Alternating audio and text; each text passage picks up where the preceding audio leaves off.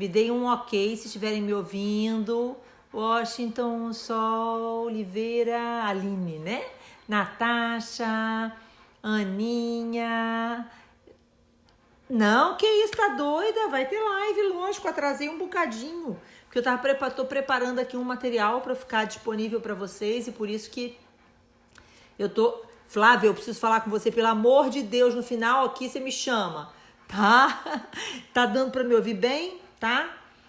Porque... Oi, Bruno, meu amigo querido! Tá, me dá uma ajuda aí. Gente, como é que a gente fixa o tema da live, hein? Que eu não sei. Pera aí, deixa eu ver aqui quem é que tá com essa carinha aqui. Bom, beleza. Pera aí. Bruno, meu amigo querido. Tá, não se esquece, Flavinha, tá? Vamos lá, gente. Missilene, minha querida. É estranho, né? Rafa! Gente, o Rafa. Olha só, depois sigam o Rafa no canal dele. O canal dele é Diário de um Advogado. Como é que é, Rafa? Bota aí pra mim, por favor. E eu tenho que fixar aqui o tema, né? A gente vai conversar sobre a prova da OAB. Então a gente vai passar umas dicas, eu vou falar alguns temas importantes que eu quero tratar com vocês. Então, Rafa, bota aí, Diário de um Advogado Iniciante. Não, como é que é? Coloca aí pra mim, Rafa. Então, assim, Diário de um Advogado Recém-Formado. Tem que seguir o canal do Rafa lá no YouTube, gente. O Rafa foi meu aluno na segunda fase, é um parceirão e, assim, eu admiro demais o Rafa, a dinâmica, o trabalho, tudo, enfim. É tudo muito bem pensado no canal e eu acho que ajuda muito vocês depois que vocês passarem na prova de domingo, porque vocês vão passar na prova de domingo, né? Ivonir, meu querido, logo eu tô aí em Alagoinha para nossa palestra, vamos falar sobre os acordos penais. Jennifer, gente, quanta gente aqui. Tá travando bastante. Alguém me perguntou de que estado que eu era. Que eu sou, né? Eu sou do Rio de Janeiro, viu, gente? Eu sou do Rio de Janeiro. E o Rafa tá no Notorium Play agora, o canal, Rafa. Que sensacional, viu? Que maravilha! Fico mega feliz. Veja, logo estamos lá. Em Natal, estarei... Em Natal agora? Natal, só em 2020, né? Com o Notorium, tá? Com o Grupo Notorium, com o Congresso Penal. E aí, vamos lá, gente. Então, eu sou do Rio de Janeiro, então tinha gente perguntando. Eu sou, na verdade, da cidade de Niterói. E eu moro, assim, no finalzinho de Niterói. Eu moro bem na mata. Vocês vejam que aqui na minha casa é silêncio total. Mas também temos aqui... E você me viu e não veio falar comigo na pizzaria. Tem uma pizzaria aqui em Pendotiba, tem rodízio de pizzas terças-feiras. Aí eu como só a tampa, largo a massa. Que coisa... É bom e ruim, porque no rodízio dá pra fazer isso, né? Enfim, passei no 28º e até agora sem previsão de entrega da carteirinha. Minha filha, carteirinha às vezes demora, né? Enfim, mas vai chegar e você vai mandar uma foto pra mim, você com a carteirinha. Isso, eu morava em Icaraí e aí eu mudei aqui dentro de Niterói, é um lugar chamado Rio do Ouro. Eu moro aqui atrás da minha casa, é a mata, é a floresta. Então, a floresta mesmo, tombada e tal. E eu moro assim, em silêncio ali, o passarinho cantando, os bichinhos e tal, o grilo e não sei o que. Então, assim, é muito bom aqui, por um lado, mas por outro lado, a minha internet é bem ruim. Quer dizer, agora até tá melhorzinha. Eu tô com 2 internets aqui que estão dando uma conta um pouquinho melhor. Mas, eu vou te esperar, Ana Emily, vou ficar feliz demais, viu? Mas, você também mora aqui em Pendotiba? Que beleza! E o problema todo, gente, você quer que eu conte a minha trajetória para chegar até onde eu tô? Ótimo, vou contar. Então, eu vou falar, isso vai ser uma coisa... Eu tinha que ter gravado na nossa segunda fase, era para eu ter gravado uma aula específica para falar com vocês sobre a minha vida, sobre as minhas coisas, e eu não consegui gravar essa aula porque a gente teve que fazer as transmissões ao vivo da Casa da Cris exatamente por conta de um problema de internet. Então a minha internet aqui é bem ruim. Tô te esperando, Jack. Tô te esperando, viu? Então, querida, vocês são umas gracinhas, gente. Mas eu preciso que vocês façam uma coisa importante. Como a minha internet aqui é muito ruim, é muito importante para mim, por 1000 motivos. Primeiro, para impulsionar o vídeo, isso é importante pra gente. Segundo, vou responder, Alana, fica tranquila. Segundo, porque é importante que os coraçõezinhos rodem ali, porque é uma forma que eu tenho de controlar se a internet está girando bem, se está transmitindo direitinho e tal. Então, no momento em que param os coraçõezinhos, eu não sei direito, porque eu tô falando aqui e não tô sabendo se tá rodando, se não tá, como é que é, né? Então, eu queria que vocês fizessem isso. Vocês botem bastante coraçõezinhos que vão ajudar bastante, tá bom? Primeira coisa, o Breno acabou de perguntar ali qual é isso. A Maísa, minha linda querida. Fortaleza, tô aí, dia 13, né? 13, 14. Então, olha só, gente. Seguinte, eu preciso que coloquem os corações, eu preciso que vocês coloquem perguntas, enfim, coisas que vocês queiram saber, mas o Breno fez uma pergunta que é uma pergunta extremamente péssima, viu, Breno? Uma péssima pergunta. Ele acabou de repetir. Professora, qual é a sua aposta para a prova de domingo? Gente, a minha aposta não faço aposta. Veja, por que eu não faço aposta? Gente, a gente não tem que fazer aposta em peça nenhuma. É muito ruim para quem se prepara para uma segunda fase quando um professor faz uma aposta. Eu vou te explicar por que é ruim. Porque quando eu chego para você, seja aqui na live, seja numa aula, chega e tal, e digo para você que a peça que eu recebi, eu tive uma visão de que a peça, olha só, primeiro, eu não sou bruxa, não tenho, aliás, meio bruxa sou, mas assim, não tenho bola de cristal, não tenho, aliás, eu tenho bola de cristal, mas assim, não aquela bola de cristal, não tenho, na verdade, uma forma, nenhum passarinho conta pra gente, não tem nada disso. Quando o professor fala isso pra você, pode deixar que eu já vou falar sobre o caderno, tá? Quando o professor fala pra você isso, ele tá, na verdade, fazendo um chute. E é um chute muito mal feito, gente. Porque olha só qual é a consequência. Se chega na hora da prova e você vai induzido por essa ideia de que a peça vai ser a peça tal. Você passa a enxergar coisas que não estão lá, né? Então, eu vou te dar um exemplo para fazer um paralelo para uma outra situação.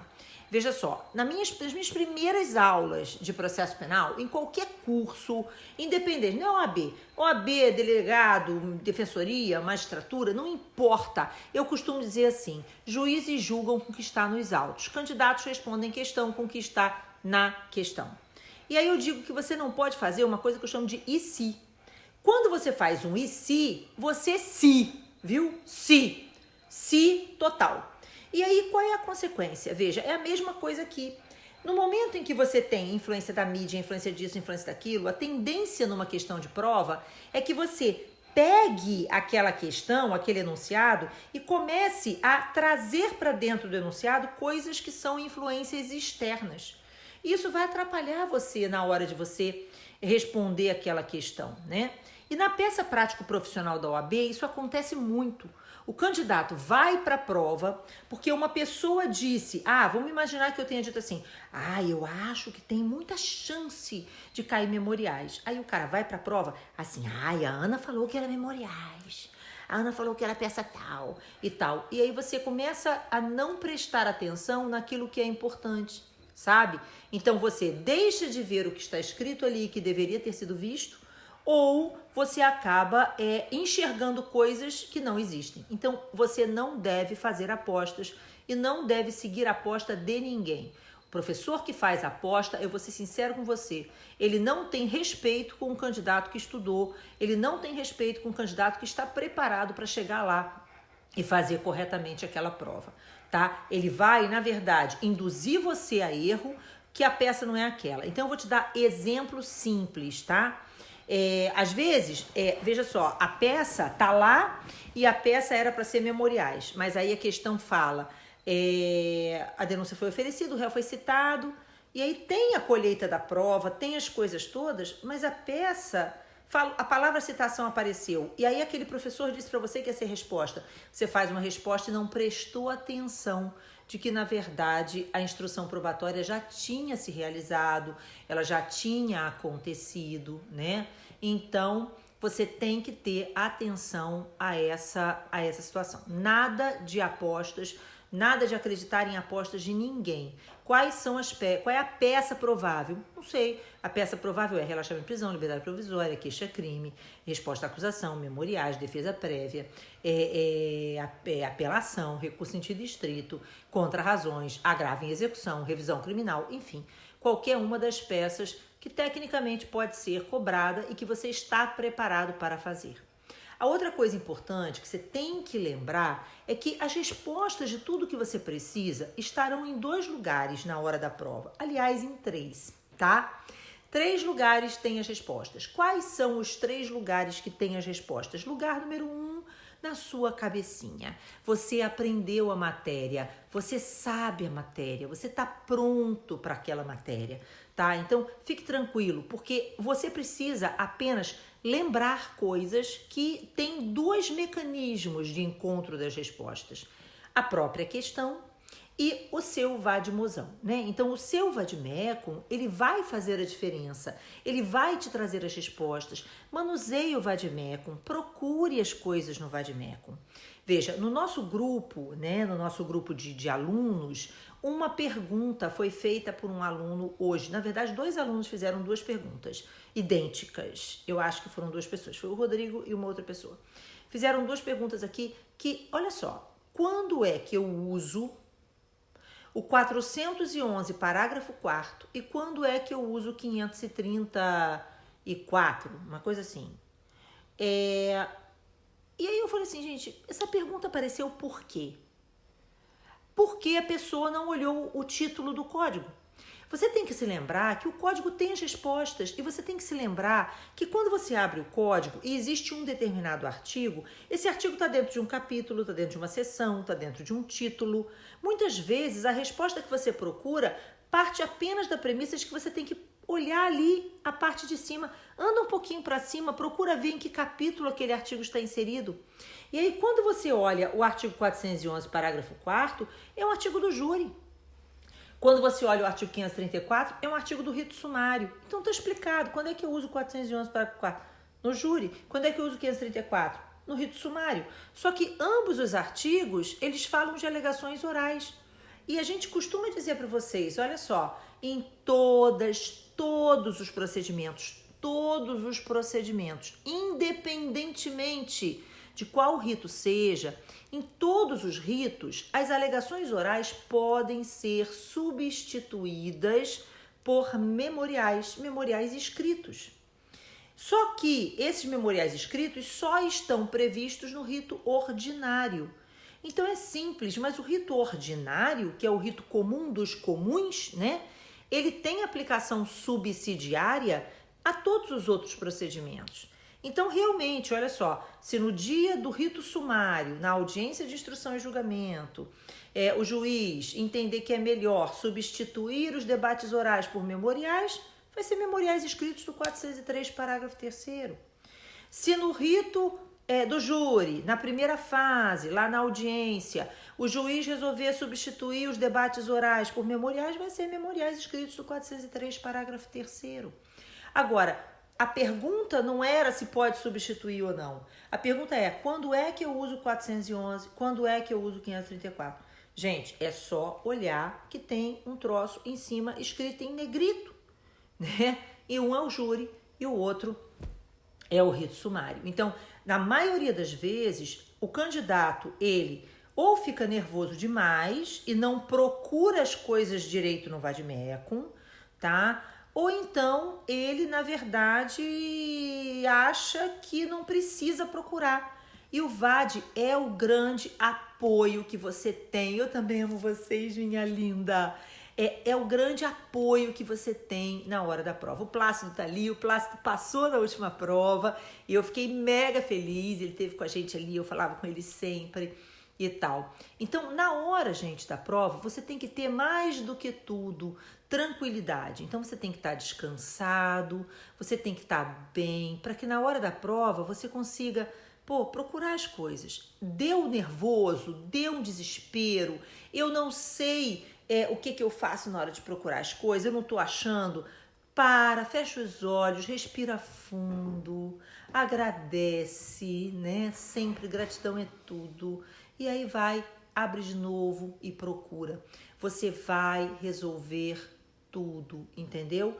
O nervosismo, Bruna, é natural, né? Então, a gente tem nervosismo que você não consegue, mas você tem que tentar controlar essa ansiedade, sabe? Então, você está preparada. E a autoconfiança é que vai fazer a diferença, com certeza, para a sua aprovação. Então, eu preciso que você tenha confiança e de que você, mais do que tudo, se lembre que o que você precisa está na sua mão. Você vai encontrar se você, com calma, procurar, tá bom? Então, essa é a primeira coisa que eu preciso que vocês entendam, tá? Agora, veja só. Então tá. Pode, Maísa, pode sim. Eu vou estar em Salgueiro, em Pernambuco, dia 31 de agosto, na ESA, lá na OAB, junto com a Maísa, vamos discutir, eu vou falar sobre prisão preventiva e garantia da ordem pública, tá? Então, vamos lá. O que é, Marcos Henrique, você está perguntando, ou vai ter momento de aula para isso? Né? Bota aí de novo que eu não sei o que é que você falou, tá? Mas, antes da gente continuar, veja, eu queria, e pediram para eu falar um pouquinho da minha trajetória, eu vou falar da minha trajetória, mas antes eu queria conversar com vocês sobre um tema específico. Eu separei mais ou menos, eu vou fazer várias lives essa semana, tá? E não tem aula, tem os tutoriais de marcação do Vadmecum, que eu quero que você assista, e depois que você pegue o material que está lá postado no tutorial de marcação, para a gente poder... para que você possa fazer esses ajustes. Não há uma aula essa semana para marcar o Vadmecum. Eu coloco no cronograma assim, dedique-se à marcação do Vadmecum. É para você poder se dedicar nesses tempos para fazer isso, tá? Mas está lá dentro do material do tutorial de marcação do Vadmecum. E as aulas também, tá bom? Agora vamos lá, gente. Não, Rebeca, você pode até começar pelas questões, mas você tem que controlar muito o tempo. A prova, gente, ela tem uma questão da administração do tempo que vai fazer a diferença. Então, vocês têm necessariamente que, na hora da prova, passar os olhos na peça e fazer um rascunho, mas não um rascunho corrido. É muito importante que você não faça um rascunho todo da sua peça. Você vai colocar no rascunho apenas os tópicos que você está tratando. Na hora que você faz a leitura da questão, eu vou fazer isso com vocês uma vez aqui essa semana, você vai pegar o enunciado, vai ler e já vai marcando aquilo que é importante de ser marcado. Puxa a setinha, rascunha para cá, rascunha para lá, né? E vai anotando no seu rascunho os tópicos daquilo que, num primeiro momento, você enxergou na peça. Depois que você fizer esse rascunho inicial, né, dos tópicos daquilo que é importante, que você enxergou na peça, que tem que ser atacado, aí sim você vai fazer uma estrutura básica da peça dentro do seu rascunho, tá? E só então começar a escrever diretamente na folha de respostas. Então isso é muito importante. Não vale a pena você fazer questão antes, a não ser que seja uma questão que você saiba efetivamente a resposta. Porque a peça ela demanda muito tempo de dedicação do tempo de prova. Então, se você começa pelas questões e acaba perdendo mais tempo do que o possível nas questões, você depois não vai ter tempo para elaborar a peça prática profissional. Mas eu queria que vocês assistissem um vídeo. Evelyn, a gente tem que mandar, eu vou mandar na lista. Existe um vídeo que eu gosto muito que os alunos assistam perto dessa parte final, assim, de semana da prova, que é um vídeo sobre medo, gravado, uma fala do Will Smith numa entrevista dele, ele falando sobre o medo. E é exatamente essa a sensação que vocês terão na hora da prova. Por quê? Porque vocês vão chegar lá e vocês estão numa tensão nervosa, num estresse, num desespero e tal. E quando você olhar para a prova e perceber que você identificou a peça, com facilidade, que você conseguiu identificar as teses e que você vai ter facilidade de discorrer sobre isso, você vai ver que todo esse nervosismo, todo esse desespero, veja, pode deixar, vou mandar, tá, na lista, que você vai ver que vai dar certo, sabe? E novamente, ninguém vai empacar. Na hora da prova, o máximo que vai acontecer, esqueci isso. Lógico, isso é normal.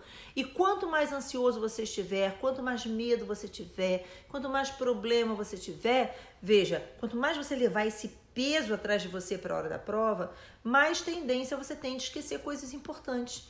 Então você tem que ficar tranquilo, né? E tem que deixar a cabecinha no lugar e ter autoconfiança, ter autocontrole, para que na hora da prova você consiga controlar essa ansiedade, essa tensão nervosa e fazer uma prova boa e saber encontrar as coisas. Novamente, você tem que se lembrar de que se você esquecer de qualquer coisa, basta olhar o código, tá bom? Basta você manusear o código, basta você procurar. É como a Evelyn está falando ali, respirar fundo e procurar, porque na hora que você encontrar aquilo, vai nos índices remissivos do código, tá, e tudo mais. Evelyn, bota o vídeo o vídeo do Will Smith aqui. Eu vou fazer o seguinte, eu vou tentar botar o vídeo do Will Smith no meu Stories.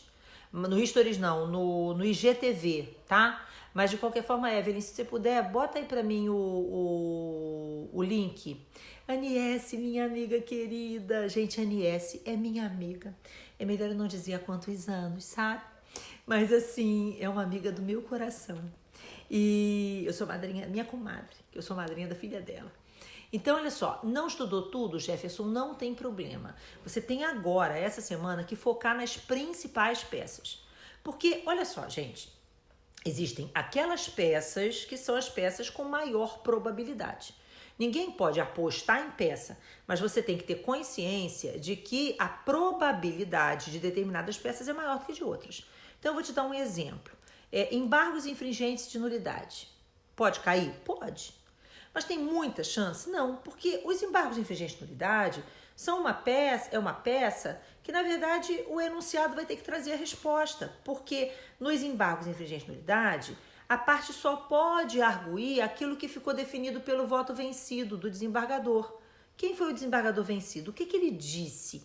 E aí você vai repetir aquilo para dentro da outra peça. Então é uma peça que não vai demandar do candidato muitos argumentos, muitos raciocínios, porque tecnicamente é uma peça que é uma repetição de algo que o desembargador falou, né? Carta testemunhável, chance? Numa questão pode aparecer, os embargos de nulidade também, mas a chance é menor, né, na peça prático-profissional. E aí vem a questão, quais são as peças mais prováveis? Então vamos lá, vamos começar desde o iniciozinho, né? Eu tô lá na fase de inquérito, eu tenho uma prisão em flagrante, pode ser um relaxamento de prisão, pode ser uma liberdade provisória. Então imagine que o enunciado da peça prático-profissional concentre a atenção numa prisão em flagrante. Então, a tendência é ou relaxamento de prisão ou liberdade provisória. Mas vamos imaginar que a peça até fale que teve lá uma prisão em flagrante, mas ela continua falando, a denúncia foi oferecida e tal. Aí repare que já saiu o foco daquela prisão, né? A prisão não é mais o foco principal, tá? E aí, nesse caso, o que a gente tem? A gente tem agora que focar ou numa resposta à acusação, vai depender. Ou um crime de ação penal privada. O crime de ação penal privada e foi a vítima que te contratou, provavelmente para você oferecer queixa, né? Mas repare, não está descartada outra peça. Pode ser memoriais da acusação. Vamos imaginar que seja uma ação penal privada, onde a queixa foi oferecida, o réu já apresentou resposta, a instrução probatória já aconteceu, e aí falou, você foi intimado para se manifestar. E você foi contratado pela vítima. Então, é para você apresentar memoriais pela acusação e não pela defesa. Mas se você foi contratado pelo réu, aí são os memoriais da defesa, né? Então, assim, uma contra-resposta do tribunal do júri, a probabilidade é nenhuma. Primeiro, por quê, gente? Porque, veja, no tribunal do júri, você sabe que o crime, em regra, é um crime de ação penal pública, né? Então, a probabilidade só se fosse uma ação penal privada, subsidiária da pública, e aí, veja, a vítima, porque o Ministério Público ficou inerte, ou então o sucessor da vítima, porque o MP ficou inerte, foi lá e ofereceu uma queixa subsidiária, aí o réu foi citado, apresentou a resposta, e você, advogado da vítima, foi intimado, né? Advogado do querelante foi intimado. Aí sim seria uma contra-resposta, que é mais ou menos a mesma coisa das contra-razões. Gente, o contra é contra, né? Olha só, gente, um professor de português tirava de letra na prova de processo penal. Aprenda isso, interprete o texto. O que é contra? O contra é o contra-ataque, né? Então, quando você fala contra-razões, você pensa contra-ataque das razões. Quando você pensa contra-resposta, o que é contra-resposta? É ir contra a resposta que foi apresentada. Então, não tem grandes probabilidades, porque em regra isso seria um processo de ação penal pública e seria o Ministério Público apresentar essa peça. Mas de qualquer forma, eu acho que as peças mais prováveis com certeza são resposta à acusação, memoriais, rese, apelação, agravo em execução, contra-razões, queixa, relaxamento de prisão, liberdade provisória. Essas são as peças mais prováveis, ok? Professora, nas questões de treino disponibilizadas tinha uma questão que era só razões de apelação sem interposição. Pode cair assim? Pode. É menos provável? É. Mas vamos mostrar qual é a diferença, tá? Sim, Francisco, Franci Edson, tem chance de cair tanto agravo em execução quanto revisão criminal. Revisão criminal caiu uma vez só. Agravo em execução já caiu várias vezes. Tiago pediu para eu repetir as peças, né? Então, as peças principais são as principais. Pode cair qualquer uma, né? Mas as principais podem ser, olha só, resposta à acusação, memoriais, rese, apelação. Agravo em execução, ok? Aí depois, queixa-crime, relaxamento de prisão, liberdade provisória. E contra-razões de recurso. Contra-razões pode ser de qualquer recurso. Então, assim, gente, contra-razões, eu sempre falei isso, sempre falei. Desde a primeira vez que caiu, quando a primeira vez que caiu contra-razões, todo mundo, que peça absurda. Absurdo por quê? Se tem um troço provável na vida de um advogado, é ter que fazer contra-razões. E tem uma peça mais fácil que contra-razões? Nunca. É uma peça ridícula. Por que ela é ridícula? Porque para ser contra-razões, tem que ter as razões. E a questão tem que dizer para você o que o recorrente disse nas razões. Então é fácil. Olha, contra-razões. Atacar o que está nas razões. Se o Ministério Público disse isso, isso e isso, você vai falar contra isso e contra aquilo, né? Mas eu não posso falar nada por fora disso? Não, nas contra-razões você só tem que atacar o que está nas razões. Não existe recurso adesivo no processo penal. Você não pode tentar, nas contra-razões, fazer o que você não fez no recurso. Contra-razões é contra-ataque das razões. Não tem simulado verde. Não tem. Por que não tem? Porque, na verdade, se você olhar a boneca do curso, lá na hora que você se inscreveu, são 6 simulados. E eu que errei. E na hora de fazer o cronograma, eu coloquei simulado verde. Aí a Evelyn fez o seguinte, para suprir essa demanda. Ela colocou dentro do material, tá, do treinamento avançado, ela colocou mais uma peça e mais 4 questões para poder exatamente suprir essa demanda. Então, faça o treinamento avançado, tá bom? Ele foi incorporado no treinamento avançado, tá? Agora, reparem, então, gente, agora eu esqueci qual era a outra pergunta que tinham feito. Então, o lance das contra-razões é isso. Assim, a interposição e as razões. Então, vamos nós. É possível cair para você apresentar razões? É. Porque, qual é a diferença? Vamos lá. Na vida real, tá? O que acontece? Logo eu tô em Salgueiro. Na vida real, eu nomeio a peça de contra-razões, se for contra-razões do recurso de apelação, você vai botar contra-razões de apelação. Se for do recurso em sentido estrito, você vai botar contra-razões do recurso em sentido estrito. Se for do agravo em execução, contra-razões é o agravo em execução. Ou você pode colocar só contra-razões, mas eu colocaria contra-razões à apelação. Contra-razões ao recurso em sentido estrito. Contra-razões, entendeu? Eu colocaria desse jeito, especificando qual é o recurso, né? E utilizando como fundamento o artigo que é específico daquelas contrarrazões, tá? Obrigada, Rafael. Agora veja só, vamos nós, tá? Razões e interposição. No processo penal, quando eu penso nesses 3 recursos, apelação, rese, que é o recurso antidistrito, e o agravo em execução, na vida real são 2 prazos. Então, existe o prazo de interposição e depois que você interpôs o recurso, o juiz recebeu esse recurso, aí ele intima quem recorreu para apresentar as razões. Então, exemplo, no recurso de apelação, a interposição é feita em 5 dias e depois, se o juiz receber esse recurso de apelação, ele vai intimar quem recorreu para apresentar as razões em 8 dias. Então, são 5 dias para interposição, 8 para razões. Na prova da OAB, nunca aconteceu de cair diferente. Sempre caiu do mesmo jeito. Sempre é assim, a sentença foi proferida, a parte é intimada. Aí é para fazer o quê? Apelar. Qual é o prazo dessa apelação? 5 dias, porque a tempestividade do recurso ela é avaliada pelo prazo de interposição e não pelo prazo de razões. Então, se a interposição tem que se dar em 5 dias, você tem que entrar com a petição de interposição dentro de 5 e na prova do OAB, você coloca as razões junto com a interposição, na mesma data. Portanto, 5 dias. Mas pode acontecer, nunca aconteceu, mas pode acontecer da seguinte hipótese: a parte foi intimada, a questão vai dizer assim, a parte foi intimada e já interpôs o recurso. O juiz admitiu o recurso e intimou o recorrente, presta atenção, o recorrente, intimou o recorrente, a própria pessoa que recorreu, para se manifestar. Aí é para apresentar razões. E aí o prazo dessas razões seria de 8 dias, entendeu? Então, essa é a única hipótese. Mas a questão vai ter que deixar isso muito claro para não dar margem para discussão. Então, a questão tem que dizer assim: a Joana, através do seu advogado, já interpôs o recurso.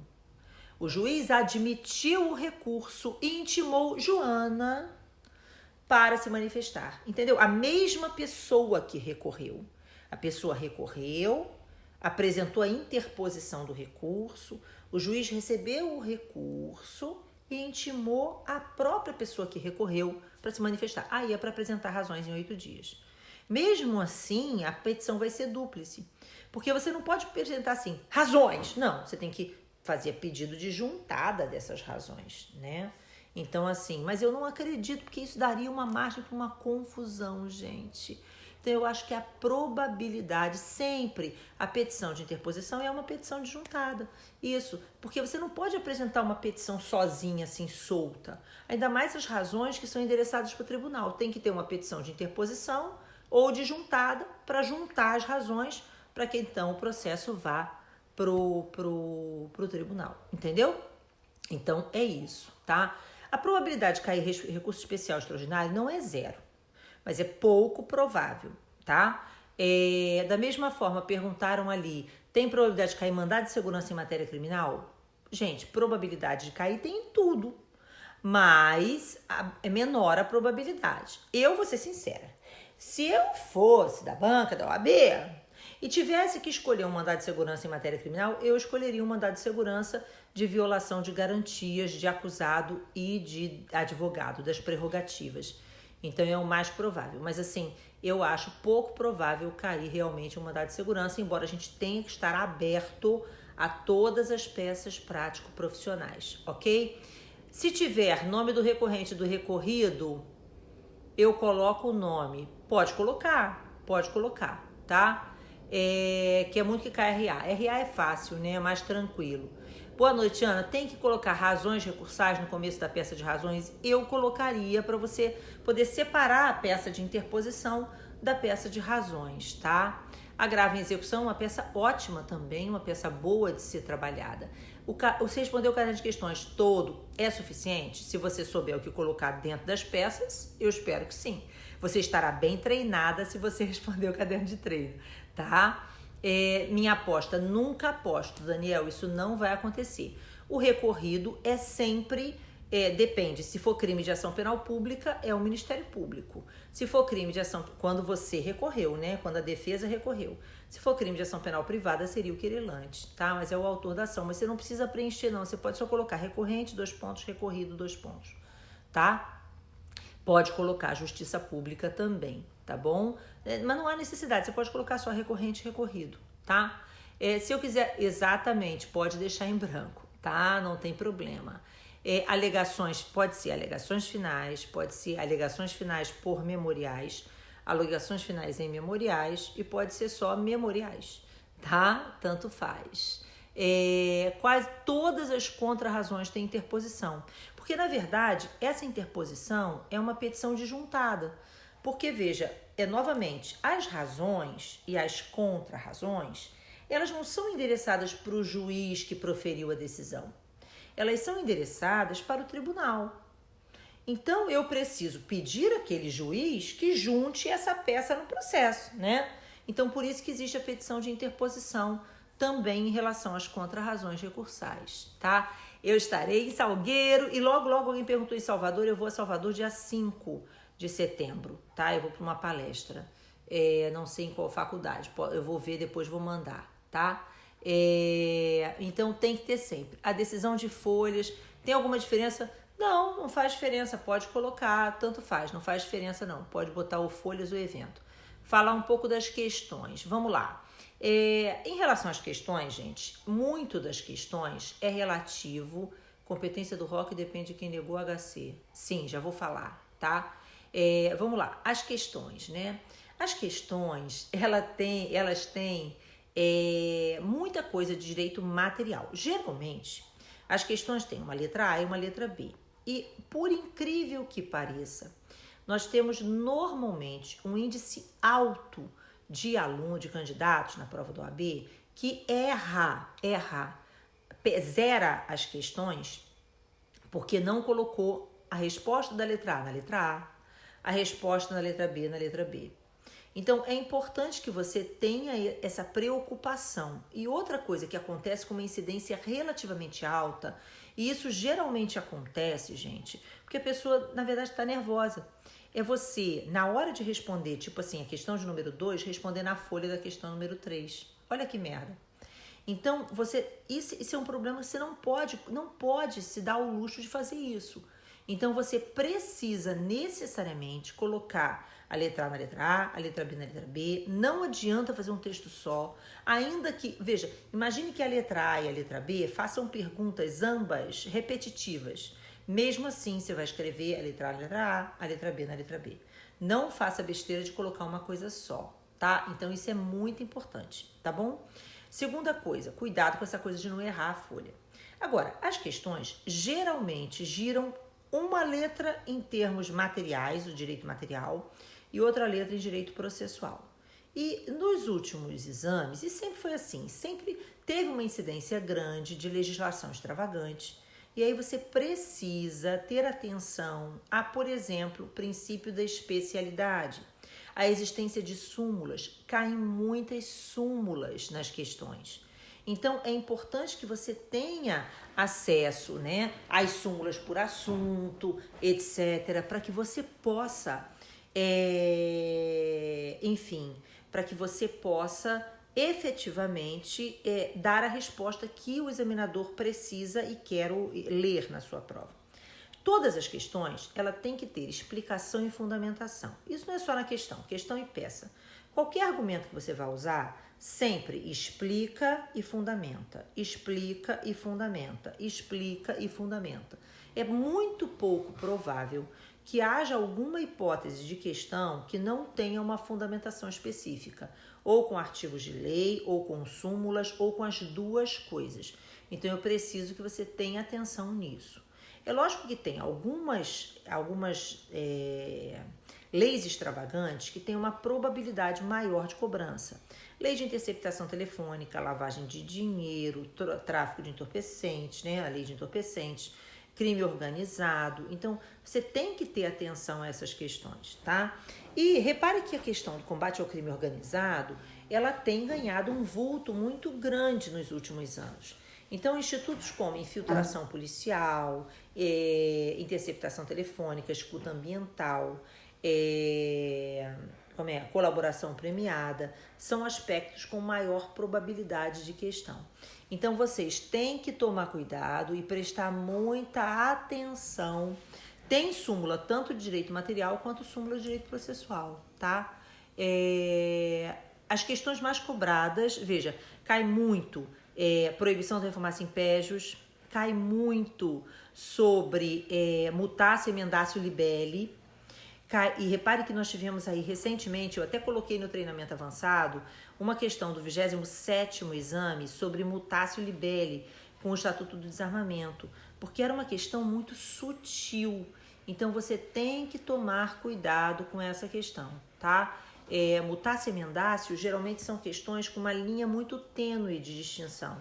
Então, você tem que estar muito atento ao fato de que a denúncia está narrando uma determinada história e surgiu prova de que, na verdade, o crime é outro. Ou a denúncia narra um determinado crime, mas o tipo penal que o Ministério Público colocou não está correto. Então, são hipóteses de emendácio e mutácio que têm probabilidade na prova. Mas, engraçado que um dos temas que eu optei, que eu gostaria de falar hoje, eu já estou falando há um tempão e ainda não falei do tema, mas que faz diferença, eu acho que, olha os coraçõezinhos, tá? Que são temas, é um tema com grande probabilidade de cobrança. Ele pode aparecer na peça, ele pode atrapalhar você na identificação da peça e ele também pode aparecer nas questões. Já aconteceu de cair, eu acho, umas 3 vezes ou 2 ou 3 vezes esse tema, tá? Então, eu queria que você prestasse atenção. Então, eu vou entrar. Então, cai muito processo, cai muito direito material, cai mais direito material nas questões do que processo, mas caem as duas coisas. E cai muito legislação extravagante, tá? Então, mutácio muda o crime. Exatamente, mutácio é de mudança. Então, a Tácita falou ali, o crime muda durante o processo. Lei Maria da Penha, sim, tem grandes chances de cair. Os aspectos novos, tem que olhar da legislação nova, né, o que foi alterado em relação à Lei Maria da Penha, tá? Mas eu não acredito que caiam as coisas mais recentes, não. Mas tem chance de cair a Maria da Penha, sim. Mas vamos lá, olha só, antes da gente falar de Maria da Penha, eu vou deixar a Maria da Penha pra gente falar mais pra frente. Eu queria hoje tratar de um tema com vocês e depois eu vou falar um pouquinho sobre a minha trajetória que tinham pedido. É Hartmann que pediu, não foi? Mas eu precisava primeiro conversar com vocês sobre a questão da proibição da reformácio impégios indireta. Isso é muito importante. Por quê?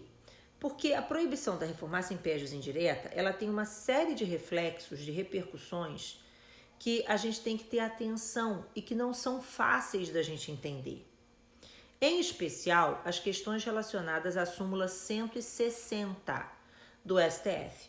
Então, eu queria que você prestasse atenção para você entender esse problema da proibição da reformácio impégios, o que é, proibição da reformácio impégios indireta, o que isso significa, né? Como é que isso fica dentro do procedimento do tribunal do júri, que seria uma questão lindíssima de ser cobrada, tá? E principalmente como é que a súmula 160 entra dentro dessa discussão. Não é um tema fácil, mas é um tema que eu acho que tem que ficar fresco na sua cabeça, por isso que eu tô falando ele agora com vocês aqui. Eu acho que é um tema que vamos relembrar, vamos pensar nele e tal, porque pode fazer a diferença. Então, vamos nós. A primeira coisa é a seguinte, o que é a proibição da reformácio impégios? Vamos raciocinar comigo? Os recursos, o que são os recursos, né? O recurso é um desdobramento do direito de ação quando o autor recorre, um desdobramento do direito de defesa quando a defesa recorre, tá? Então, desdobramento do direito de ação, desdobramento do direito de defesa. Então, quando a defesa recorre, o que ela faz é simplesmente se defender. A defesa, quando recorre, continua resistindo à pretensão deduzida pela acusação. Então, qual é a consequência disso? o réu está se defendendo em grau de recurso. Você acha razoável que uma pessoa seja prejudicada por se defender? Não. Então, a proibição da reformácia in pejus, ela está prevista no Código de Processo Penal, no artigo 617. Mas ainda que o artigo 617 não existisse dentro do CPP, ela é uma consequência óbvia do exercício da ampla defesa. Então, quando eu digo, olha só, o réu não pode ser prejudicado pelo seu recurso, na verdade eu estou dizendo, olha, o réu não pode ser prejudicado por exercer o seu direito de defesa em grau recursal. Pronto, simples assim. Então, quando só o réu recorre, vou explicar. Quando só o réu recorre, veja, o tribunal, ao analisar o recurso exclusivo da defesa, não pode piorar a situação daquele acusado. Pode negar provimento ao recurso e manter a sentença como está, ou pode dar provimento ao recurso e melhorar a situação do réu. Mas piorar, nem pensar. Isso é o que a gente chama de proibição da reformatio in pejus direta. O tribunal, analisando o recurso, não pode piorar a situação do réu. O problema é que, às vezes, ao analisar o recurso da defesa, corações, tá? Então, às vezes, ao analisar o recurso da defesa, isso é o artigo 617. Às vezes, quando analisa o recurso da defesa, o tribunal enxerga a existência de uma nulidade, tá? De uma nulidade que, veja, não tinha sido reconhecida pelo juiz de primeira instância. Então, o tribunal visualiza a existência de um vício que merece a sanção da nulidade. E aí o tribunal, num recurso exclusivo da defesa, declara essa nulidade e toda vez que uma nulidade é declarada, o ato que é nulo não produz efeitos. Então, o que acontece? Existe o ato nulo e todos os atos que surgiram ou têm vinculação a esse ato nulo são também declarados nulos. Então, o que vai acontecer? Vou deixar salva, se Deus quiser, tá? Então, o que vai acontecer? Quando o tribunal declara essa nulidade, ele vai indicar qual é o ato nulo originário e quais são os atos nulos derivados. Então, ele declara a nulidade e todos os atos que surgirem em função daquilo também são declarados nulos. O processo, então, é anulado a partir do ato nulo. E aí o tribunal devolve o processo para a primeira instância para que os atos sejam agora renovados de forma válida. Ficou claro? Bom, então vamos imaginar a seguinte hipótese. Presta atenção para vocês entenderem onde eu quero chegar. Imagine que na peça prático-profissional, e essa questão é uma questão importante tanto para a peça quanto para as questões, mas a afetação dela na peça é muito preocupante. Porque vamos imaginar a seguinte hipótese, a questão diz assim, a denúncia foi oferecida, foi recebida, o réu foi citado, o réu apresentou a resposta à acusação, toda a prova foi colhida, olha isso, toda a prova foi colhida. A instrução probatória se encerrou, o Ministério Público apresentou os seus memoriais, a defesa apresentou seus memoriais. Na hora que você está lendo tudo isso no enunciado da questão, você tem que já ir anotando, é como se você estivesse fazendo o procedimentozinho.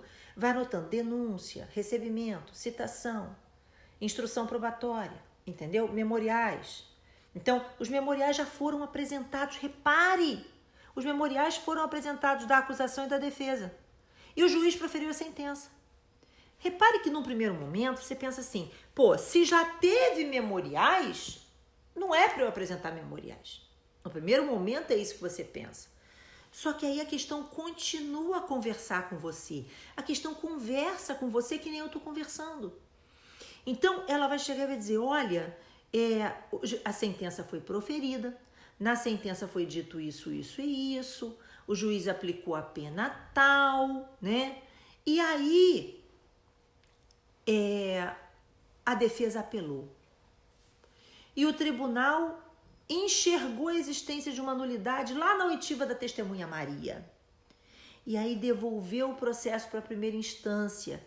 as testemunhas foram ouvidas de novo, entendeu? E aí diz a questão, você foi intimado. Olha só, nesse exemplo, se existiu uma declaração de nulidade lá na frente, num recurso que era exclusivo da defesa, a acusação não tinha recorrido, e o tribunal devolveu o processo para a primeira instância, os atos vão ter que ser renovados, agora de forma válida. Então, muito embora a parte tivesse apresentado memoriais lá atrás, se o processo foi anulado, vai ter que apresentar memoriais de novo. Entendeu? E aí a gente tem que lembrar, peraí, tudo isso que vai acontecer de novo, só está acontecendo de novo porque a defesa recorreu e o tribunal, num recurso da defesa, declarou a nulidade. Peraí, então se só a defesa recorreu e tudo isso só está acontecendo porque a defesa recorreu, está proibida a reformácio in pejus. Qual é a diferença? A diferença é a seguinte. Quando eu penso na proibição da reformácio in pejus direta, eu estou dizendo assim, a defesa recorreu sozinha, não tem recurso da acusação. O tribunal não pode agravar a situação do réu. E quando eu penso na proibição da reformácio in pejus indireta, o que eu estou dizendo? Eu estou dizendo o seguinte, só a defesa recorreu. O tribunal reconheceu e declarou uma nulidade, devolveu o processo para a primeira instância e uma nova sentença vai ter que ser proferida, uma sentença válida. Essa sentença não pode ser pior do que a anterior. E por que ela não pode ser pior do que a anterior? Porque ela só vai acontecer porque surgiu um recurso da defesa. Então, veja, a proibição da reformácio in pejus indireta significa, se houver a declaração de uma nulidade e o processo for devolvido para a primeira instância, o juiz que agora vai proferir a sentença válida não pode dar uma sentença mais gravosa para o réu do que aquela que havia sido declarada nula, desde que aquela que foi declarada nula tenha sido declarada nula num recurso que foi interposto exclusivamente pela defesa. É difícil. Vou explicar de novo. É simples, coloque na sua cabeça. O réu não pode ser prejudicado pelo seu próprio recurso, nem pelo tribunal, nem numa eventual declaração de nulidade. É isso que você precisa lembrar. Entendeu? Ficou claro? Se cai, exato, você tem que tomar cuidado. É o que a gente chama de efeito prodômico da sentença. Então, o que é isso? É a proibição da reformácio in pejus indireta. Então, só o réu recorreu. O tribunal não pode piorar. E se o tribunal reconhecer a nulidade e devolver para a primeira instância, a sentença nova não pode ser pior do que a anterior. Porque essa sentença nova só vai acontecer por causa do recurso da defesa. Então, ou o juiz dá uma sentença igual, ou dá uma sentença melhor, mas pior não vai poder ser. Então, eu vou dar um exemplo de outra forma, tudo bem? O exemplo é basicamente esse, porque nada melhor do que um exemplo fático para você entender. Imagina essa situação, olha só. O réu foi denunciado e foi processado perante a Justiça Estadual. O juiz estadual aplicou para esse réu uma pena de 7 anos. Então, condenou o réu e aplicou uma pena de 7 anos. E aí a defesa recorreu. Só a defesa recorreu. Não tem recurso da acusação, ficou claro? Só a defesa recorreu. E o tribunal, quando analisou o recurso da defesa, enxergou que o crime era federal. No momento em que o tribunal viu que o crime era federal, nulidade absoluta por incompetência absoluta de juízo, o tribunal vai reconhecer a nulidade e vai declarar. E vai devolver o processo para a primeira instância lá para a Justiça Federal, para que o processo seja renovado. E aí vem a pergunta, agora o juiz federal vai proferir uma sentença válida. Só que essa sentença válida não pode ter uma pena maior que 7 anos, ponto. Porque a situação do réu não pode ser piorada. Entendeu? Isso é a proibição da reformácio in pejus indireta. Na verdade, cuidado, Tamara, na reformácio in pejus indireta, que não é reformácio, né, gente? É proibição da reformácio in pejus indireta, ou ne reformácio in pejus, ou non reformácio in pejus. Então, a proibição da reformácio in pejus indireta significa quando o processo retornar para a primeira instância em razão de um recurso da defesa, a situação do réu não pode ser piorada. Então, o juiz, na primeira instância, não pode piorar a situação do réu quando, em razão de um recurso da defesa, houve uma declaração de nulidade. Ok? Então, é simples. O réu recorreu, a situação dele não pode ser piorada. Ok? Tranquilo, gente? Então, é muito importante que você se lembre disso, tá? Agora, você também tem que se lembrar que, às vezes, o processo, por causa da declaração de nulidade, vai voltar para trás, né? Vai voltar para trás. E aí, às vezes, os atos são renovados. Então, isso é algo importante. Qual é a fundamentação? Mesmo artigo 617, não tem outra fundamentação. Agora, veja só. Então, eu falei da proibição da reformácia impégios e falei da proibição da reformácia impégios indireta, tá? Agora, vamos tentar entender a súmula 160. Então, reparem que quando só a defesa recorre, a situação do réu não pode ser piorada, nem pelo tribunal, nem em razão de uma eventual declaração de nulidade. Pronto, resolvido. Beleza. Mas e se quem recorre à acusação? Quando a acusação recorre, o tribunal pode piorar a situação do réu, gente. Lógico, a acusação recorreu, então a situação do réu pode ser piorada. Mas será que o tribunal pode declarar uma nulidade que não foi arguída pela acusação no recurso? Veja, o MP não arguiu a nulidade. Aí o tribunal reconhece essa nulidade, devolve para a primeira instância e aí o MP agora faz o que não tinha feito, tenta conseguir o que não tinha conseguido, tenta correr atrás do que não correu. Peraí, eu não estaria ajudando o Ministério Público, que é o órgão de acusação, a se beneficiar da própria torpeza? Mais do que isso, o Ministério Público, além de parte, ele não é custos legis. O gatinho tá aqui miando, ele fica desesperado querendo sair. Eu tô falando e aí ele fica querendo sair. Zuki, meu querido, ele tá aí? Ô, meu amigo! Que honra, amigo, você aqui na minha live, viu? Então, o que acontece? Acontece o seguinte, então, veja, olha a situação, gente. Se eu permitisse ao Ministério Público que ele, na verdade, sem arguir na nulidade nenhuma, ele é custos legis, ele é fiscal da correta aplicação da lei. Por que o MP não arguiu uma nulidade? Se tem uma nulidade no processo, me parece que era obrigação do Ministério Público arguir, mas o MP não arguiu. E aí o MP não argui a nulidade e depois acaba se beneficiando dela. Eu estaria permitindo que a acusação se beneficiasse da própria torpeza. Para evitar que isso aconteça, existe a súmula 160. Então, a súmula 160, ela diz assim: é nula a decisão do tribunal que acolhe Ô, meu amigo, quem dera se estivesse aprendendo comigo, eu que tenho que aprender com você. Enfim, então, veja, quando a gente pensa na súmula 160, a gente tem que lembrar que ela é uma súmula que diz assim: é nula a decisão do tribunal que acolhe em prejuízo do réu nulidade não arguída pela acusação em seu recurso. Então, é, na verdade, uma forma de garantir o princípio do interesse, né? O princípio do prejuízo, né? A impossibilidade que alguém se beneficie da própria torpeza. Porque, veja só, gente, por que o Ministério Público não arguiu a nulidade se ele é custos legis? Provavelmente ele não arguiu porque foi ele que deu causa. E aí eu vou dar a chance dele depois se beneficiar disso? Então eu vou te dar um exemplo. Vamos voltar no caso da Justiça Federal? Então, olha só, eu vou pegar como exemplo essa hipótese. Olha só, esse exemplo aqui, eu não sei exatamente se foi assim, mas assim, eu vou pegar esse exemplo como modelo porque vai ficar mais fácil da gente explicar. Anos atrás, houve no MASP em São Paulo um furto de determinados quadros que eram, acho que de Picasso. Não, Picasso. Era Picasso? Enfim, não lembro mais. Enfim, houve um furto de uma determinada obra de arte no MASP em São Paulo. Muito bem, num primeiro momento, aquele quadro, ele pertencia a um particular.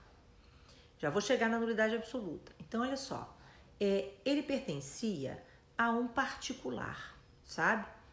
E aí, a denúncia foi oferecida. Primeiro ficaram procurando o quadro, até que finalmente encontraram o quadro com determinados indivíduos e verificaram que aqueles indivíduos com quem o quadro estava não eram os receptadores, eram os próprios ladrões, as próprias pessoas que tinham praticado o furto.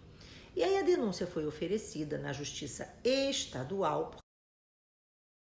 Vamos esperar vocês entrarem que eu aí volto com uma coisa. Deve ser isso. Deu uma hora, caiu e aí, enfim, vamos começar de novo. Só para eu pegar o enredo aqui, né? Do quadro do coisa. Então vamos lá. Posso falar? Dá para continuar? Já posso ir? Pois é, eu esqueço essa porra. Eu tenho mania de ficar falando e aí sabe como é, né? Amiga, querida Angélica Gliotti, minha querida, me ligue pra cá quando acabar a live, amiga, aqui pra casa. Vou te dar o telefone já. Então vamos lá, olha só. Então a situação é a seguinte. Vamos imaginar a seguinte hipótese. A gente tem, então, que o quadro havia sido furtado do Museu do MASP em São Paulo. Mas o quadro pertencia a uma coleção particular. E aí o que aconteceu foi que a denúncia foi oferecida perante a Justiça Estadual no estado de São Paulo. E aí vamos imaginar que o réu tivesse sido condenado lá pela Justiça de São Paulo, certo? A uma pena, sei lá, vamos colocar o exemplo, sei lá, de 7 anos ou de 6 anos, enfim. Então o réu foi condenado, pegou lá a pena dele, beleza. Só que, veja, por que a acusação não poderia arguir essa nulidade no seu recurso?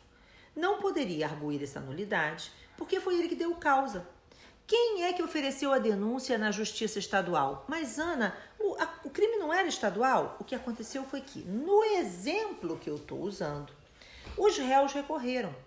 E aí o Tribunal de Justiça de São Paulo, no recurso da defesa, vislumbrou que, na verdade, o crime nunca foi estadual, porque, muito embora o quadro pertencesse a um patrimônio particular, ele era tombado no patrimônio histórico-cultural nacional.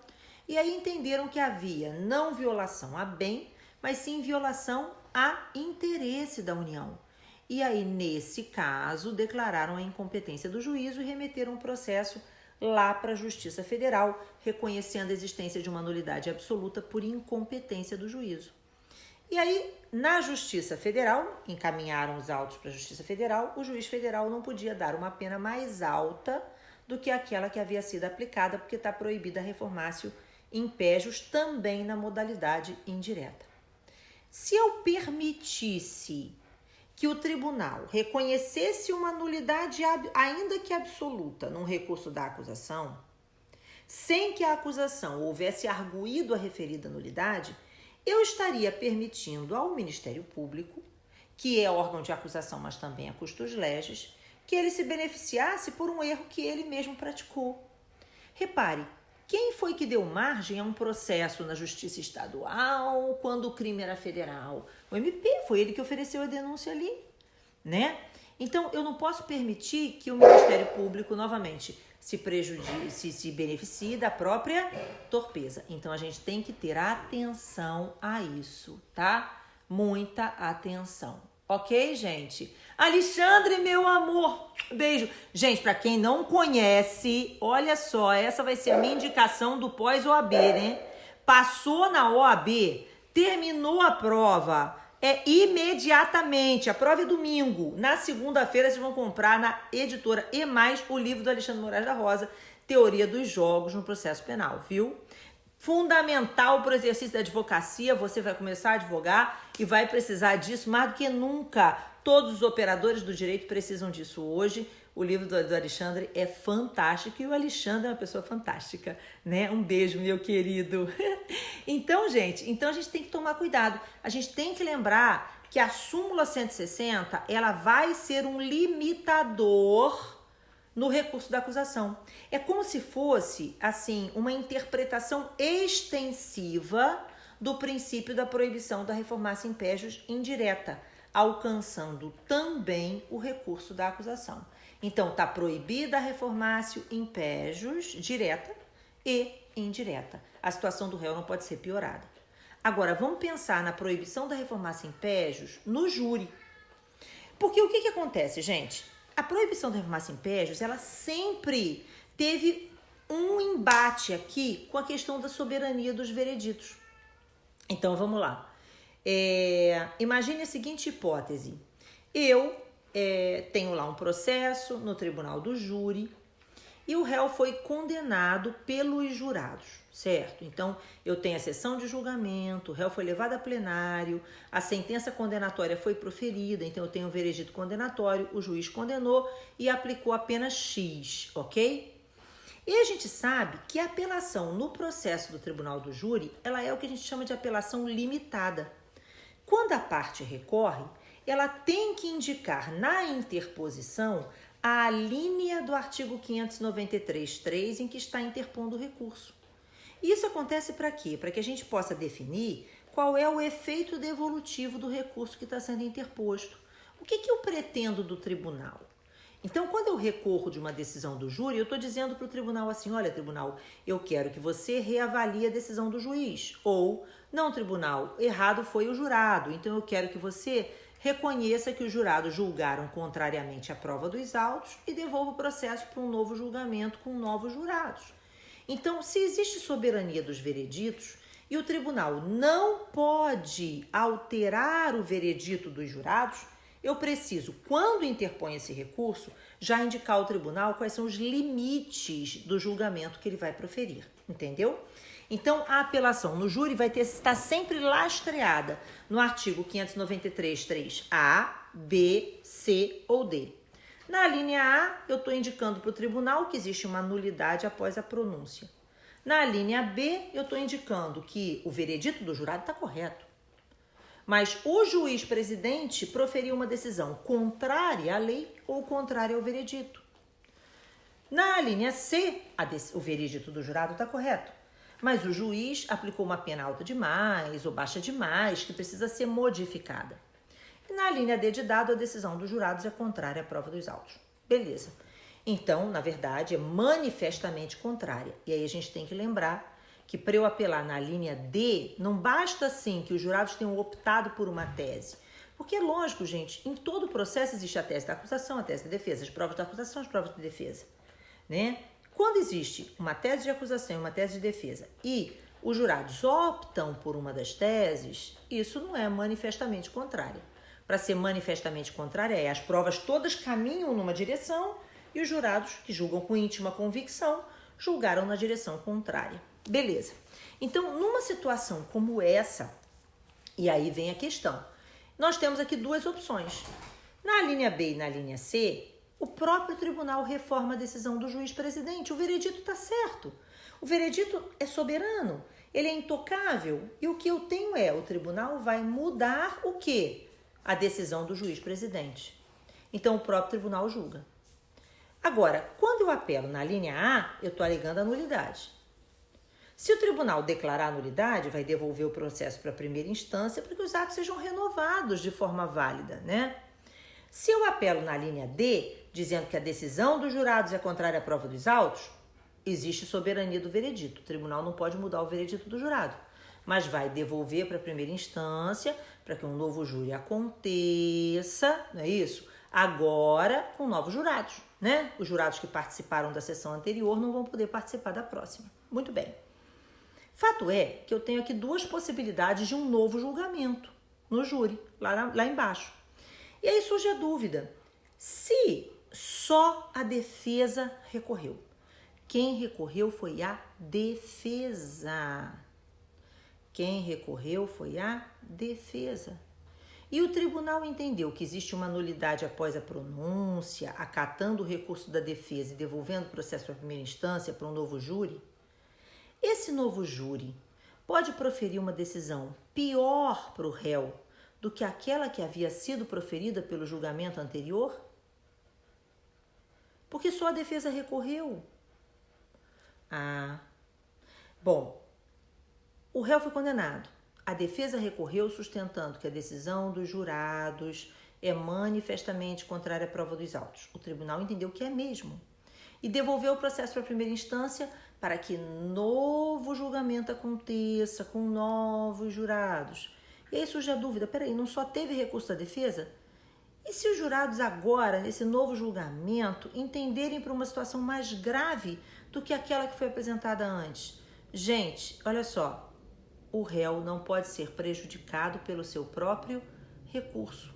Embora o novo júri seja soberano, o juiz presidente não pode proferir uma pena mais gravosa para esse acusado do que aquela que havia sido proferida no julgamento anterior. Então, a proibição da farmácia em pégios é algo simples, porque basta você se lembrar o seguinte: ao recorrer, a defesa está exercendo o seu direito de defesa e o réu não pode ser prejudicado por se defender, ok? Se você lembrar disso, você vai lembrar de tudo isso que eu estou tratando com vocês hoje, ok? Entendido, gente? Ficou claro? Ficou? Deixa eu ver aqui. E se fosse... Veja, o Moisés está perguntando e várias pessoas falaram: a súmula 160, que impede que o tribunal reconheça uma nulidade que não tenha sido arguída pela acusação, é também para nulidades absolutas? Deixa eu te fazer uma pergunta. Eu preciso ter uma súmula para explicar que nulidades relativas não arguídas não podem ser conhecidas? Porque a diferença entre a nulidade absoluta e a nulidade relativa é o fato de que nulidades absolutas podem ser reconhecidas de ofício, nulidades relativas têm que ter sido arguídas no tempo oportuno, que sempre é o primeiro momento que a parte tem para falar depois que a nulidade aconteceu, depois que o vício aconteceu. Então, na verdade, gente, a súmula é exatamente para nulidade absoluta. Não interessa se é nulidade absoluta ou relativa. Se o Ministério Público não arguiu nulidade, veja, necessariamente o que a gente tem é a impossibilidade de reconhecimento daquela nulidade que não tenha sido arguída pela acusação, para evitar que o Ministério Público se beneficie da própria torpeza. Ok? É simples assim, não é difícil não, tá bom? Ficou claro, gente? Lavagem de dinheiro, a gente vai falar na outra live. Já tô aqui com uma live de quase 2 horas, né? A gente tem live hoje, tem live amanhã, tá? Só não entende que é viciado, exatamente. Aqui, a gente tem live hoje, tem live amanhã, tem live quinta-feira, tem live na sexta-feira tem o YouTube, né? O que é no júri? Qual será a fundamentação? Me explica aí, Débora, porque eu perdi sua pergunta aqui. Tá? Agora eu vou falar da minha trajetória. Isso. Vamos lá. Então, a Hartmann tá pedindo ali para eu falar da minha trajetória. Geralmente, gente, nas últimas aulas de revisão da prova da OAB, eu falo um pouquinho sobre a minha história, choro um bocadinho com os alunos e tal, porque... só que dessa vez o que aconteceu foi que a gente ficou sem internet no estúdio e a gente teve que acabar fazendo na casa da Cris, e aí eu geralmente uso os slides e tal. Eu vou tentar gravar ainda essa aula aqui de casa para colocar para vocês na área do aluno, porque eu acho que faz diferença vocês saberem, porque quando vocês olham pra gente, né, pra mim, pro Zuki, pra Angélica, pro Alexandre, enfim, para todos nós, pra Cris, etc., vocês têm a sensação de que... A ideia que passa é que a gente não tem problema, né? Que a gente... Enfim... Falo, pode deixar que eu vou falar, tá, Myron? Então, o que acontece? As pessoas acham que a gente chegou aqui sempre num mundo de maravilhas e de facilidades e tudo mais. E nem sempre foi assim. A maioria de vocês, com certeza, tem dificuldades. Alguns, às vezes, não tem dinheiro para pagar a faculdade. Às vezes, tem que priorizar uma coisa em detrimento da outra. Tem família, às vezes tem filhos em casa e você não pode ficar com seu filho porque tem que estudar ou porque tem que trabalhar. Enfim, todo mundo tem os seus problemas, tem as suas coisas. E a gente deve sempre levantar a mão para o céu e agradecer, sabe? Eu costumo, e aí eu até sempre falo isso, que é muito importante que toda noite, quando você vai deitar, você coloque os seus chinelinhos bem debaixo da cama. Muito debaixo da cama. Porque isso vai fazer com que você, todo dia, quando acordar, se ajoelhe e para pegar. E ao ajoelhar para pegar, você vai, na verdade, fazer duas coisas. Vai se lembrar de agradecer, porque gratidão é tudo, e de ser sempre humilde, porque humildade mais do que tudo.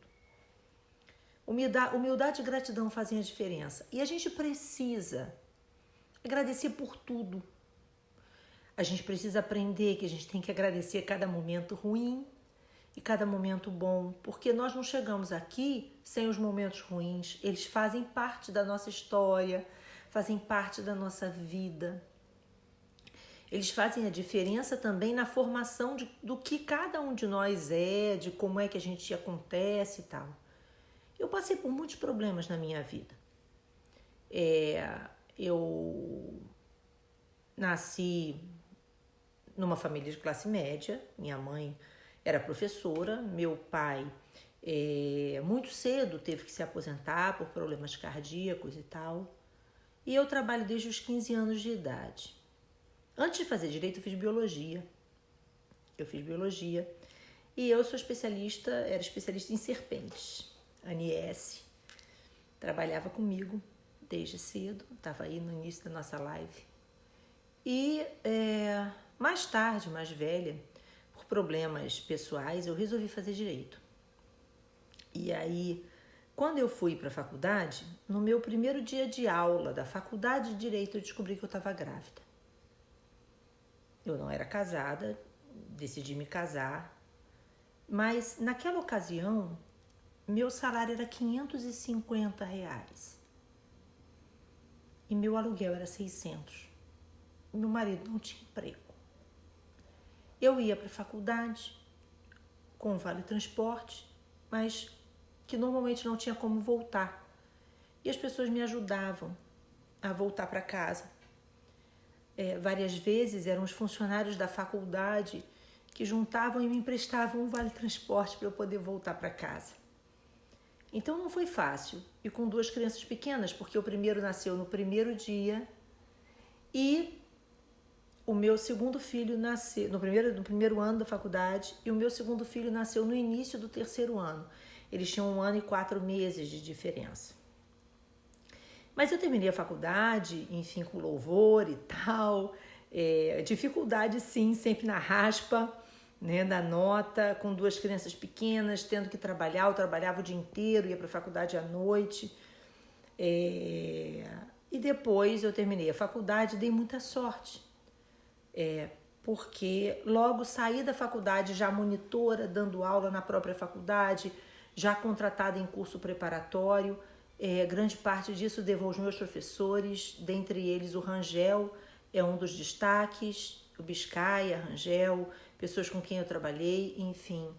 O Rangel é o meu grande mentor, né? O Paulo Rangel, foi ele que me introduziu nos cursos preparatórios, que enfim, toda vez que ele não podia aceitar o convite, ele me indicava. E assim foi, porque as pessoas vão te ajudando. Basta que você trabalhe, que você mostre que você quer trabalhar, que você, enfim, é capaz e tal. Meu pai morreu, eu era muito nova, eu tinha 17 anos, meu pai faleceu. Por muito tempo eu continuei no emprego antigo e dando aula, enfim, as crianças. Mas nada disso é problema. Eu costumo dizer para os alunos, eu não costumo falar isso em todas as turmas, não. Mas na turma da UAB de segunda fase eu costumo falar. Porque eu acho que cada um de vocês carrega uma carga de problemas e acha normalmente que vocês não são fortes. Vocês são fortes. Vocês são muito fortes. Essa semana um dos nossos alunos falou, olha, eu estou com uma pessoa em casa que eu descobri que está com câncer e tal. Doença, tristeza, depressão, enfim. você tem que agradecer e continuar. Porque as coisas não acontecem à toa. 5 anos atrás, 6 anos atrás, meu filho mais velho faleceu.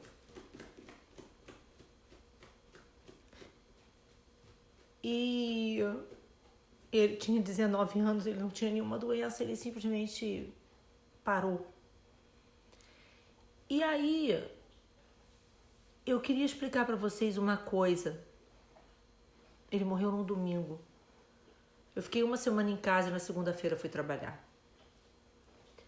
Por quê? Porque eu não podia me entregar à tristeza.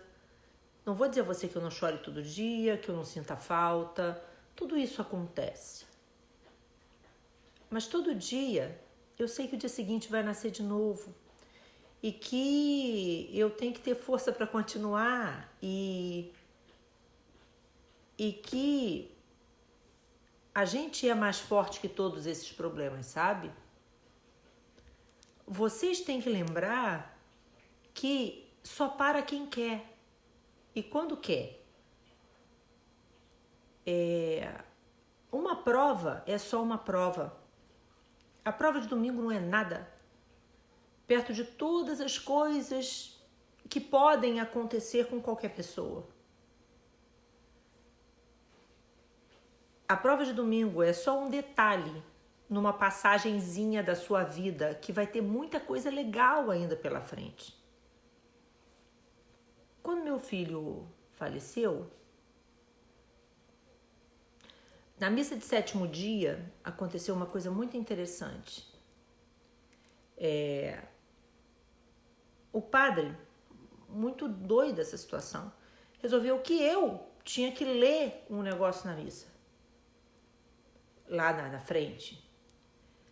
E aí eu comecei a ler e eu passei mal.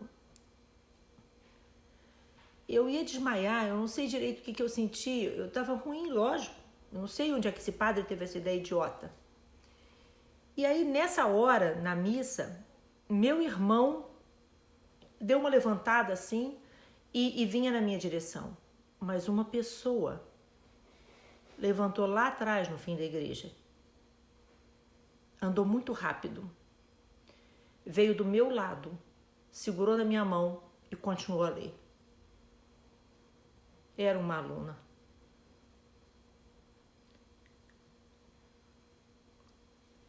Vocês me fazem continuar todo dia. Lembre disso. E é por isso mesmo que eu confio em vocês mais do que em qualquer outra coisa. Confio que vocês têm capacidade, que vocês têm possibilidade. Porque uma aluna que representa cada um de vocês segurou na minha mão e disse: você vai continuar e eu tô com você nessa. E eu queria dizer para vocês, obrigada. Pediram para eu falar sobre a minha trajetória. Eu tenho uma trajetória de muitas coisas. Se eu tivesse que falar, não ia acabar essa live nunca. Mas eu acho que o mais importante era mostrar para vocês que quando qualquer coisa ruim acontece, você tem 2 opções: se entregar ou seguir em frente. E a minha dica é: sigam em frente. Muito. Tá? Amanhã eu tô com vocês. Agora eu vou parar com isso, porque senão eu vou ficar chorando cada vez mais e não dá, tá? E assim, amanhã nós vamos falar sobre outro tema. Então eu vou sempre escolher um tema e eu queria que vocês fossem lá no meu site. Eu vou colocar um e-bookzinho. Eu não botei ainda, vou botar agora, mas amanhã eu vou lembrar vocês procurarem lá no meu site. Eu vou colocar um e-book com assim os procedimentos, as principais peças e os argumentos a serem abordados em cada uma, tá? Então eu vou colocando, vão ser 4 e-books no final, um hoje, um amanhã, um quinta, um sexta, tá? Então o meu site é Ana Cris Mendonça. Hartmann, eu fiz o que você pediu, certo? Falei da minha trajetória, um pedacinho da minha trajetória, mas para vocês saberem que, veja bem, às vezes vocês olham pra gente e acham que a gente é uma fortaleza, que não tem problema, né? E tudo mais e tal. Todo mundo tem problema, filho. Todo mundo tem problema. A diferença é o que você vai fazer com isso, tá? Então, vambora garantir essa aprovação, porque você merece essa vermelhinha na sua mão, tá? Então é isso. E vou criar um jargão com essa frase, tá bom? Amanhã eu tô com vocês, 9 horas, tá? Beijo. É Ana Cris Mendonça, sem cedilha.com.br, tá? Você tá botando ali, tá? Vai material dentro de OAB, lá que eu vou colocar. Eu vou colocar 4 e-books separados, tá bom? Então hoje eu vou botar um com 2 páginas, outro terminando de preparar os outros, eu vou colocar os outros durante a semana. Beijo. Flavinha, me chame aí. Angélica, você também. Beijo, beijo, beijo.